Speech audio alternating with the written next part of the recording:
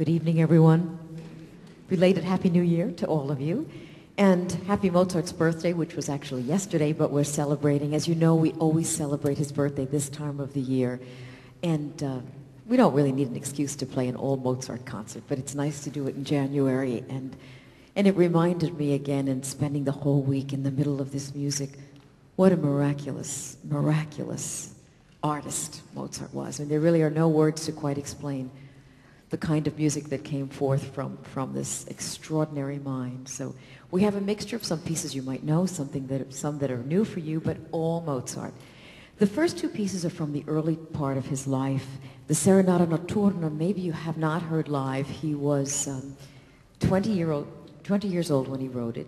And he produced a large quantity of music for special occasions, parties, and special events at a court or at a home of a dignitary.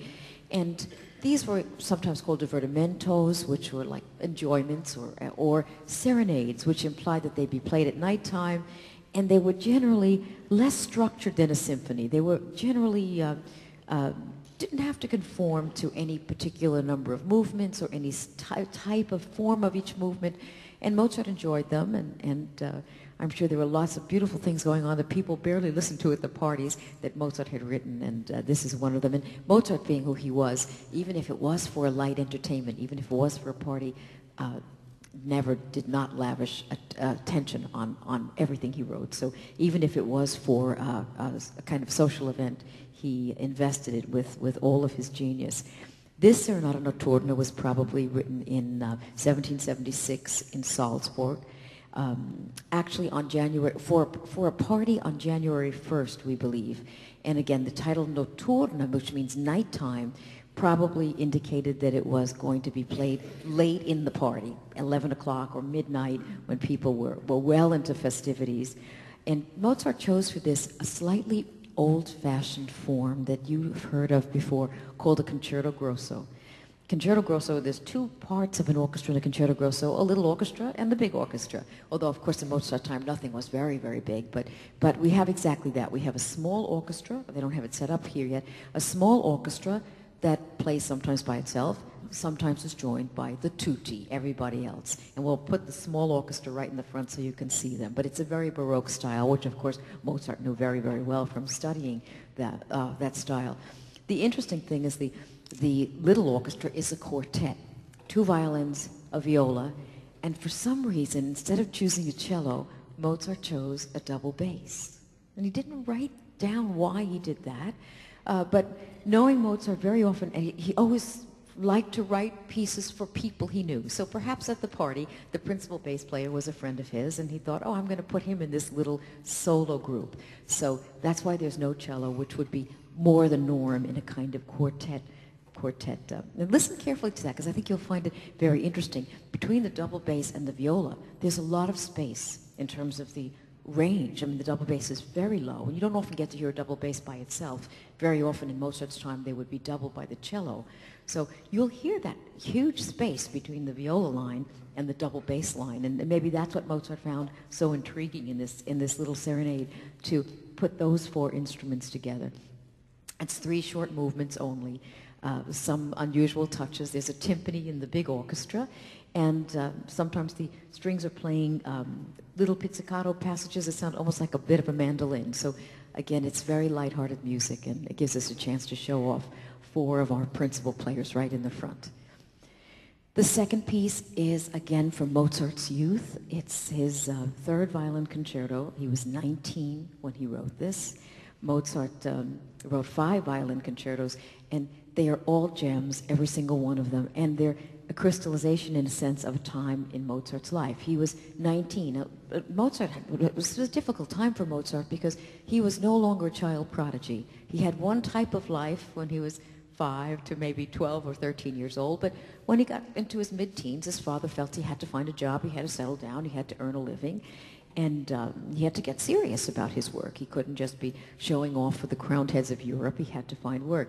That was a lot more difficult to find work, and finally Mozart found employment at the Archbishop of Salzburg, with the Archbishop of Salzburg. So he was working for the church, the Archbishop, and the Archbishop was a very difficult man who had no liking at all for Mozart and very little respect for him, and Mozart came to really despise him.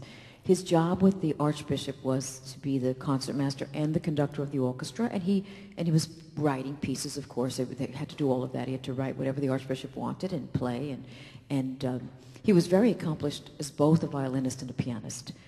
But he always preferred the piano. We know from how he played and what he played, he much preferred to play the piano, much to his father's chagrin, because his father was renowned as one of the leading violin teachers of his age. He was a violinist, a fine violinist, and a great teacher. And maybe that was part of the difficulty in Mozart's relationship with the violin, which is complicated, and I'll tell you a little bit more about that. Musicologists feel that maybe Mozart actually grew to hate playing the violin because of this very complicated relationship with his father, whom he adored, but who also really was the guiding star in his life, and Mozart had trouble being independent because his father took care of him so much. After he left the service of the Archbishop, he never again played the violin, which was odd. He never played the violin. He always chose to play either in public the piano, or if it were in a string quartet setting, he would always play the viola part. That's the part that he liked to play. We have an interesting story about Mozart's first time with the violin, and this is something that it seems to me miraculous. Because Mozart was never taught to play the violin. He actually learned just by watching his father teach his sister. He had a very talented Anna Maria, 9-year-old Mozart, who was older than him, and he would watch his father teach his sister, and somehow, without even telling his father, he learned to play the violin. So there's a story when he was 7 years old that a family friend had written 6 new string trios, and he asked Leopold Mozart and another violinist and a cellist if they would play them and try them out with him. And they agreed, and Wolfgang showed up and insisted that he play as well with his little violin. He had like a little toy violin. And his father said, so he told him to go away, stop bothering us. He began to cry, and he stamped around, and finally one of the players, the second violinist, said to Mozart's father, "Well, let him play along with me. He can play along. We'll play the same line, and we'll be okay." So Mozart sat down, sitting next to Mr. Schachtner, and these are the words that he writes. At last, Papa Mozart said, "Okay, play your fiddle along with Herr Schachtner, but you must play so softly that we can't hear you, or else you're going to have to go away." So it was done. Wolfgang fiddled along with me. To my astonishment, I soon noticed that I was absolutely superfluous. I laid aside my violin quietly and glanced at your father. Tears were streaming down his face. Wolfgang played through all 6 trios without a mistake. So this goes on. When we were through, our praise made him so bold that he claimed he could even play the first violin part. So for the fun of it, we tried him out. And even though we were laughing, he got through it once without once breaking down. So this from a person who never took a violin lesson. So it's kind of a miraculous composer, musician, but these concertos that you hear were written for himself to play. He wrote them because the Archbishop liked them and liked concertos, and he wrote them with his own playing in mind. And again, once he left the service of the Archbishop, never played the violin again. But the first 2 concertos were written really to learn how to write a violin concerto. And then something happened, something completely different happened when he wrote the third. It was as if he had absorbed everything he needed to know about writing a violin concerto, and all of a sudden this piece is very deep, very mature, and really has a kind of depth and a genius that just seemed to come suddenly to the 19-year-old Mozart. It's very poignant, it's very tender, it's really beautiful touches. He uses oboes in the first and the third movement, but chooses to use flutes in the second movement. The second movement itself is something so beautiful and so unblemished and smooth and limpid. Sometimes we say that Mozart was a classicist, but I always hear, and maybe you hear this as well, you listen to some of his music, there's a kind of underpinning of romanticism, a kind of emotional depth that even though it's not obvious, perhaps like Rachmaninoff and Tchaikovsky, there's a great well of emotion that he has at the core of everything he writes. And you might notice this particularly in the second movement, because he had a little bit more free rein in doing that. So you'll hear the young Mozart in the first half of the concert in this music for his little party, his New Year's Day party, and then in this violin concerto. The second half, we find him later in his life in Vienna. He was in Vienna for the last 10 years of his life. And you hear a stunning overture, his overture to his opera Don Giovanni, one of the great operas of all time that Mozart wrote in Vienna, completely befuddled the Viennese. Mozart's approach to opera was so startling to them that it was very hard for them to accept it. Up until Mozart's time, opera was always about gods and goddesses, or great warriors, or legends and myths, and they almost always were very moral and had a lesson that they would teach, and they weren't really about real people. Mozart started writing operas about a barber, Figaro, the lower class. They had no place in opera, anybody felt. People who just worked and were servants had no place starring in operas. But Mozart wrote that. He wrote that about two sisters engaged to two soldiers. Simple, everyday people. Don Giovanni, who we see from the opera, Mozart had a great deal of empathy for Don Giovanni. I mean, the opera itself is a kind of what we call a tragic comedy, so it's both very sad and very silly at the same time. Only someone with the kind of depth Mozart could attempt that in an opera. It confused everyone. Operas were supposed to be very clear and very black and white about who was good and who was not, and you were not supposed to feel sorry for the villain. Well, in Mozart's hands, Don Giovanni becomes a very human character. And the opera itself is so dramatic. You'll hear from the opening of the overture. He sets up in the overture the scene. You might remember from the story of Don Giovanni, after one of his conquests, he's fleeing, and the woman's father comes out and engages him in a battle, a sword battle, and he kills the father, and he runs off. And later in life, the father comes back as a statue. The commendatore comes back, and he's singing to him, Don Giovanni, you're coming with me. He's taking him to hell. And Don Giovanni invites him to dinner.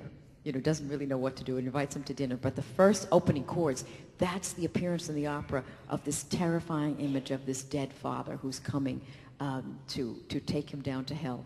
Mozart has been psychoanalyzed by psychiatrists, of course, for many, many years. And this figure of this unforgiving, angry father, they say, was his way of sort of working his way through his very complicated relationship with his father, especially when he left and got married. He felt his father never forgave him. So this is an image of his father. And then the resolution of that, some of you who know the Magic Flute know about this wonderful Sarastro, the all-loving father, the all-forgiving father, is Mozart's final way of making peace with this very tumultuous artistic relationship that he had with his father. But this is a very stern father in the opera Don Giovanni. So the overture opens that way.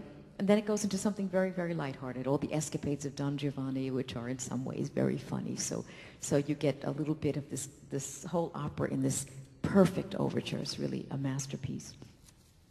We're ending with a symphony that you might not know, although it's just a jewel. It's his 36th symphony of the 41 that he wrote, called Linz, named after the city Linz. And it's filled with joy. It's a masterpiece of exuberance and also subtlety and depth at the same time. And Mozart actually wrote it while he was on a sort of honeymoon.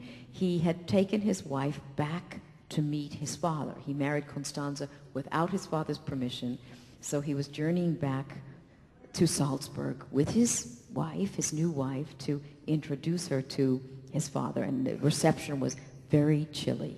His father never approved of his marriage, never approved of his leaving him. So it wasn't the happiest time, but on the way back to Vienna, they stopped in Linz, where a family friend lived. Count Thun lived in Linz. And just the opposite happened. The Count was so happy to see Mozart and so warm to him and so celebratory about this young man coming back to see him. Mozart was overjoyed with happiness. And he promptly decided he was going to write a symphony as a thank you, to play it right then. He wrote it in 4 days and gave it to the Count as a gift, and they played it.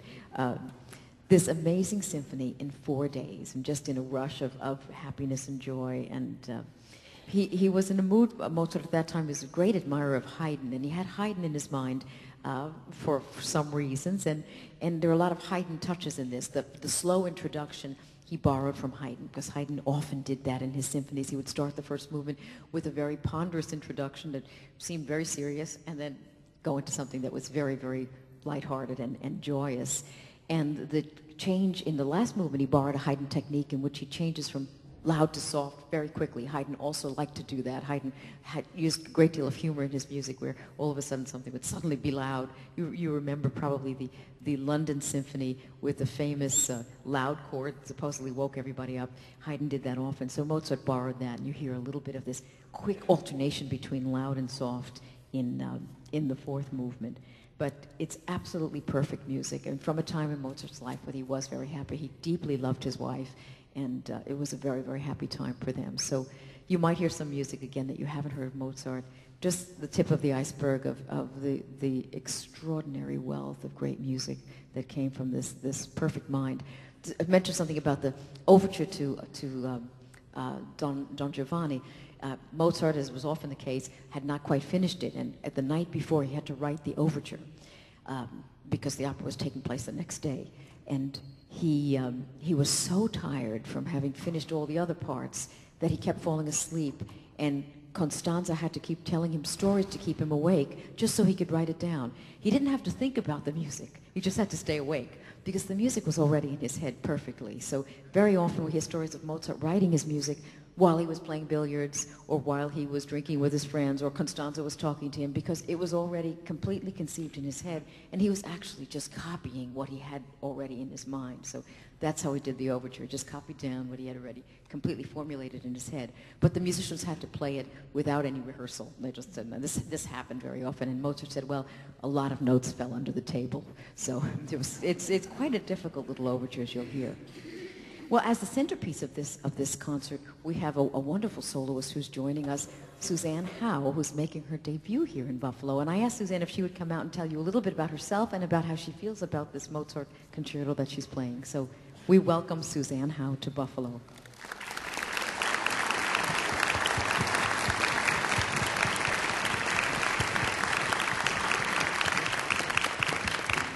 Thank you, Susanne. Thank you. Some of you may have read the wonderful article about Susanne in the Buffalo News, so just great. Susanne, I told them that you're making your debut here, so this is your first time in Klein Hands, your first time with the Philharmonic. Have you enjoyed being in this wonderful place? Oh, it's actually fantastic. It was a really wonderful change after being 3 weeks in Florida.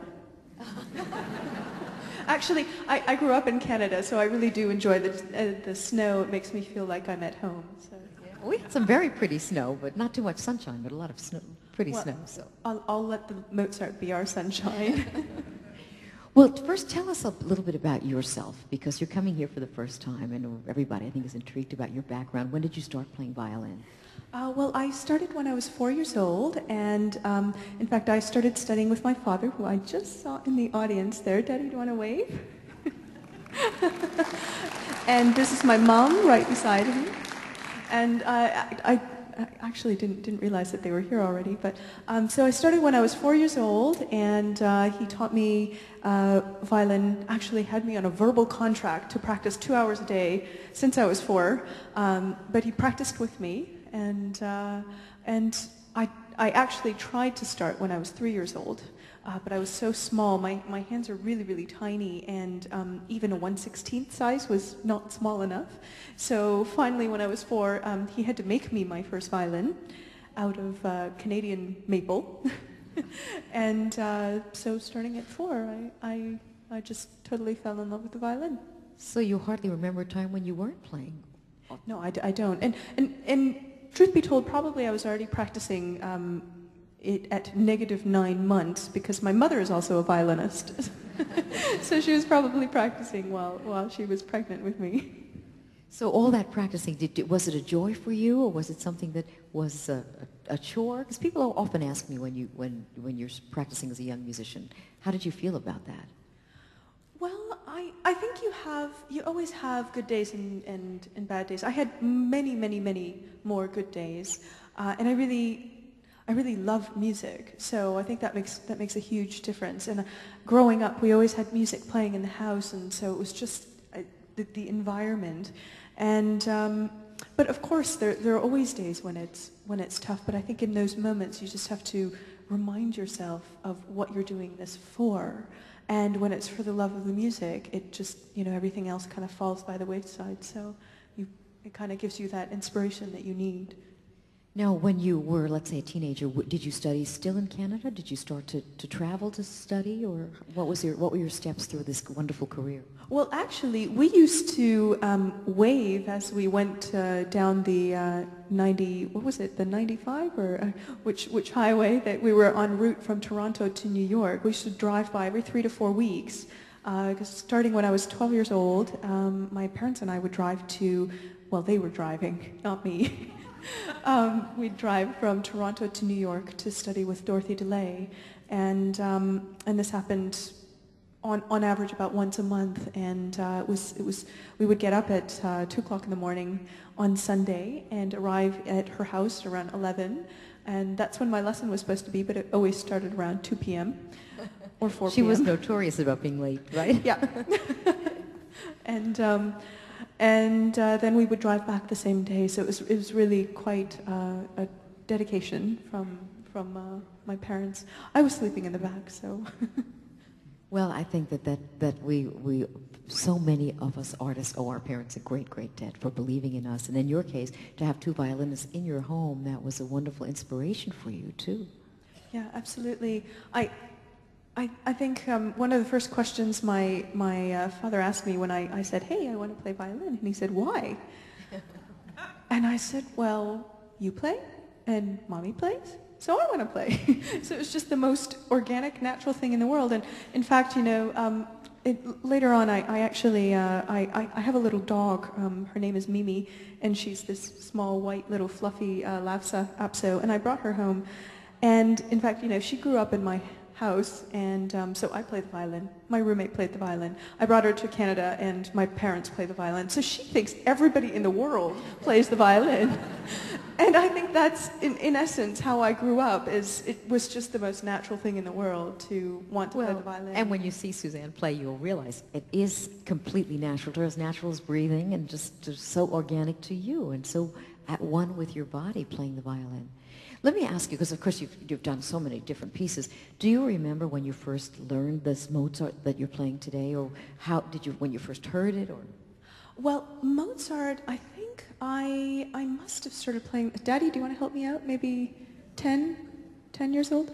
I do remember practicing the 3rd, 4th, and 5th concertos. I think I also did number 1 actually around the same time, music from Austria, it has a particular charm about it. And there's a lot of joy in Mozart and also in Kreisler, speaking about the violin. And it was something that I think growing up, I just found a lot of energy when practicing Mozart.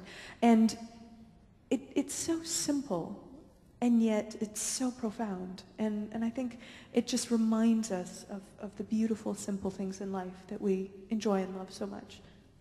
There is a simplicity and purity about Mozart, but in some ways I bet that makes it very difficult to play in the way that you want to play it. Well, yes, I think you're absolutely right. Often the simplest things are the most difficult to achieve, because as a musician we're trained to study and to think about and to sort of go through the journey of both studying the composer, the score, the other parts, all the motives, how they're developing, and you have to go through the entire process, but come back to, I think, the original inspiration, which is, Mozart is as you've obviously been speaking about, and we all know is so operatic, and so much of it is song, and I think that that's very true in the violin concertos. They really just sing. So whenever I find myself lost in the puzzle of I guess research and knowledge, I come back to singing it, and I think through singing it we re-find and rediscover that simplistic voice. Well, that's a beautiful way of putting it. And violin is a very singing instrument. Of course, it's made to sing. And Mozart is a great lover of opera, as he was, and a great writer of opera. I think would particularly appreciate that. So tell us, we have just a couple more minutes. Tell us a little bit about this very special violin you're playing. Well, this is, I know you've all read about it, but her name is Mary, and she and I have known each other for about 2.5 years now. And we met in Chicago and fell in love. and really, I know it might seem odd, but violins are very much like people, and you have to be compatible with them. Certain violins have their own voices, and you have to learn about them before you can play them. I had several violins in my past performing career. One was the magnificent Avery Fisher Stradivari from the Juilliard School, another Del Gesù 1729, and each violin has its own personal character and personal story behind it. And not all violins get along with violinists. And so it's true, it really is. I had one very nerve-wracking encounter with a Del Gesù, actually in New York, where it nearly killed me. I'm not kidding, it nearly killed me. There are various, perhaps, scientific explanations, but in fact, the particles inside the violin are still moving. And with every violinist, we redefine and relocate those vibrating particles. And if you put it under a microscope and you leave a violin dormant for a period of time, all those particles scatter. And as a violinist starts playing them, they collect in different pockets on the instrument. And so it's almost like you are carving out and defining that sound. And if the violin does not want to vibrate in the way that you want it to resonate, it won't. And it'll fight with you. And so you have to learn how to, play on every instrument. But the great thing happens, I think, is, and I'm sure you all feel this way when you meet people, is that when things are just so simple and there's almost no translation needed, that's when you know that there's just that comfort, and that doesn't mean that you're not surprised and excited about every new thing that you learn about the instrument. It's just that there's inevitably this compatibility.